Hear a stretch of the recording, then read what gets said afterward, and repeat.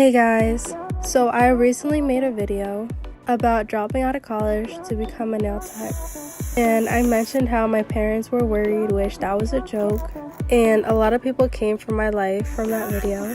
So I want you guys to get to know me a little bit more. I went to community college for 1 semester, and I had no idea what I wanted to do. As a kid, I never had the dream to become a teacher or a lawyer, a doctor like the other kids. I was always into art or just sketching. I didn't really pay much attention in class. And I honestly just don't like the idea of working for others. By dropping out, I found inner peace with myself, and everything I do is for myself. Am I wealthy? No. But I do make above average for a 20-year-old, and not only that, but I do feel good and I'm happy with myself.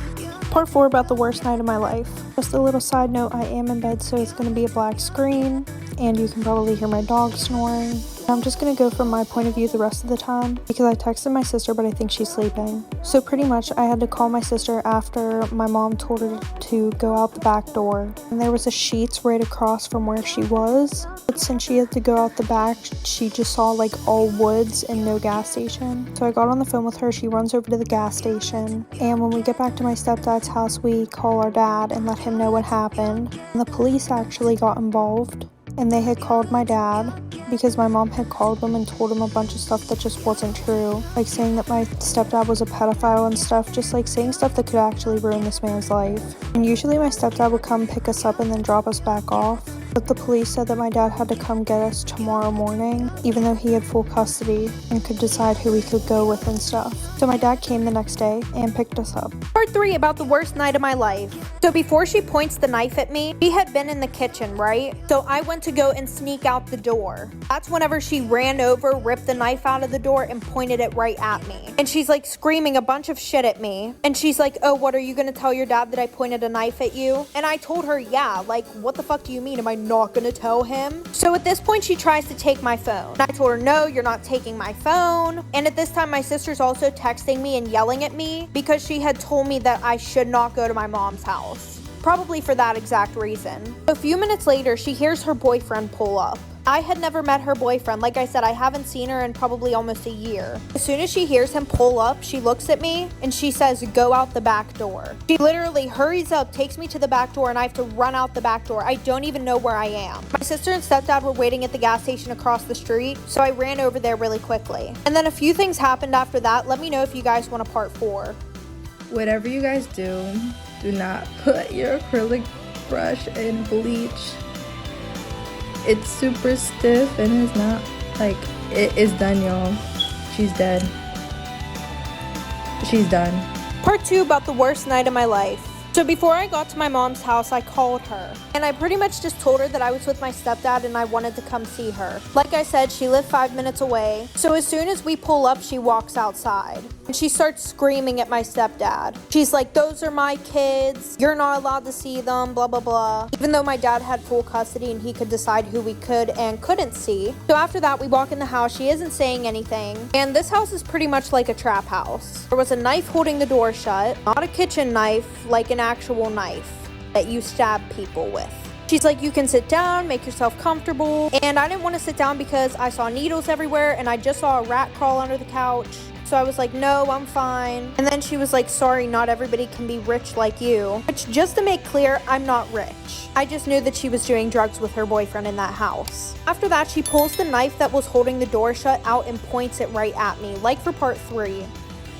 This is why you should never knock on a stranger's door. Once there was a man trying to check into a hotel. The woman at the front desk gave him his key and told him none of the guests are allowed to go into the room across the hall. He agreed, but as he continued to stay in the hotel, he grew more and more curious about the room he wasn't supposed to go in. At one point, he even walked down the hall to that room and tried the door. It was locked. Then he bent down and looked through the keyhole. He saw that it was just the same as his hotel room. But in the corner of the room, there was a woman whose skin was extremely pale, almost a sickly white. Her back was to the wall, so the man didn't see what she looked like. He almost knocked on the door, but then just decided to leave her alone.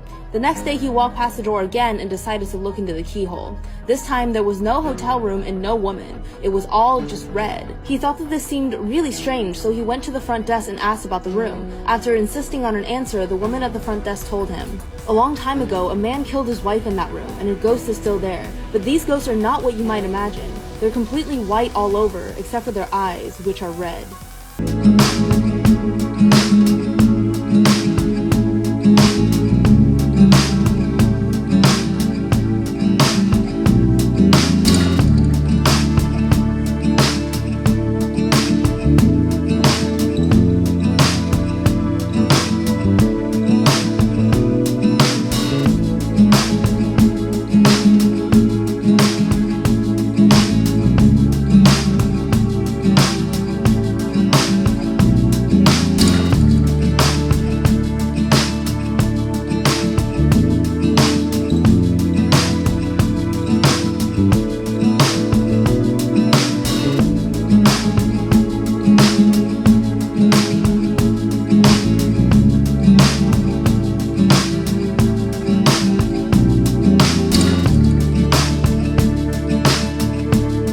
He said it's entirely up to me, but I should get tested just to see before I make my decision.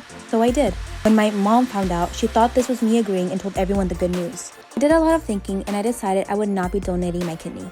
This family had done nothing for me. The only reason they tried to get in contact was for my kidney. So I don't want anything to do with them. I got loads of hateful calls and messages, but decided to stand by my decision. My stepsister called me and said I'm a douche for giving her false hope. People are saying I'm wrong because I can save a life. My stepsister did nothing wrong.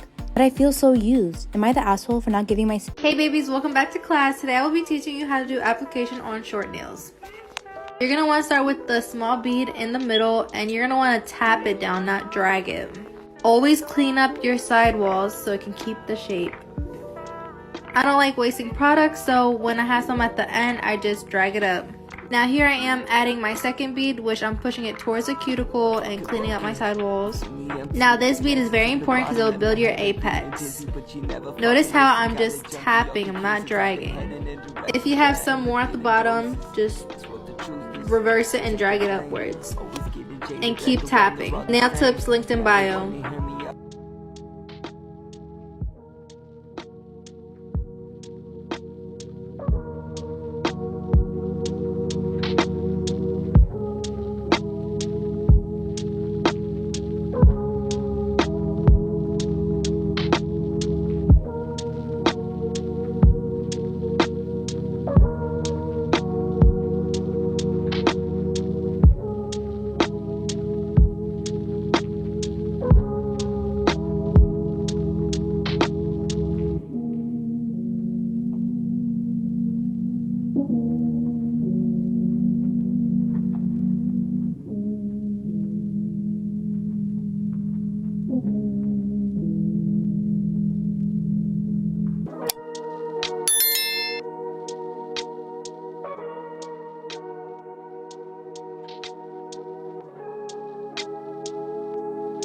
My boyfriend's crazy ex slaps me and lunges at me. Of course, I start attacking her right back. My boyfriend separates us finally and asks both of us to leave his apartment. I was so crushed that he didn't believe me. So far, she had spied on us in bed, hacked my Instagram to send DMs to herself to make it look like I was talking to another guy, and threatened me by telling me that she knew where I lived. Oh yeah, and she physically attacked me too.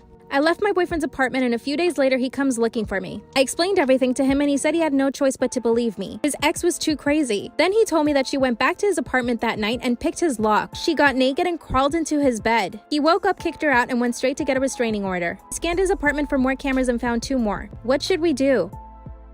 My boyfriend's crazy ex is sitting on the couch and I'm terrified. Disclaimer, this is not my story time. She had just finished sending me a bunch of DMs on Instagram totally abusing me. But my boyfriend didn't know this. I walk into the apartment and they're both sitting on the couch. She turns around and asks him, "Is that her?" My boyfriend looks at me with a serious face and says, "Yes, that's her." Then she shows me DMs on Instagram that I had supposedly sent to some guy, and that she passed herself off as this guy to see if I would fall. And the messages were so dirty and disgusting. I tell my boyfriend that's not me and that I would never do that to him. He just just stares at me and doesn't say anything. That's when I try to show him all of the DMs that she had just sent me, but I noticed they were all gone. She actually unsent every single DM. Now I had no proof and it was just her word against mine. That's when I accused her of planting the cameras in our bedroom. She actually smiled at me and turned around and told my boyfriend she would never do that. Then she Storytime about how I found out my boyfriend's ex-girlfriend was spying on us in the bedroom. Disclaimer, this is not my story time. My boyfriend and I have been together for 1 year. Our relationship is really good. We're like best friends and we tell each other everything. He always wants to spend time with me and we're planning on moving in together. Our families love each other and they're looking forward to us getting married someday. I'll call my boyfriend Dan.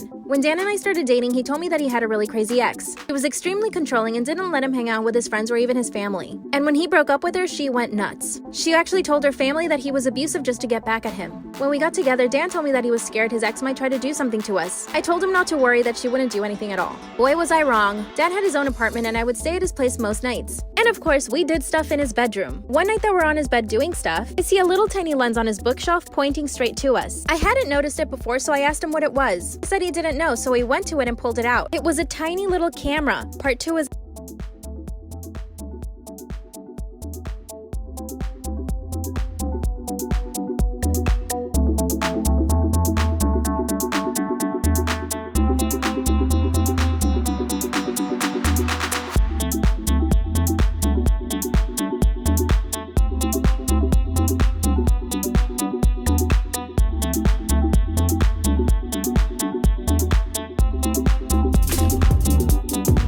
Hope you guys liked this video and found it helpful.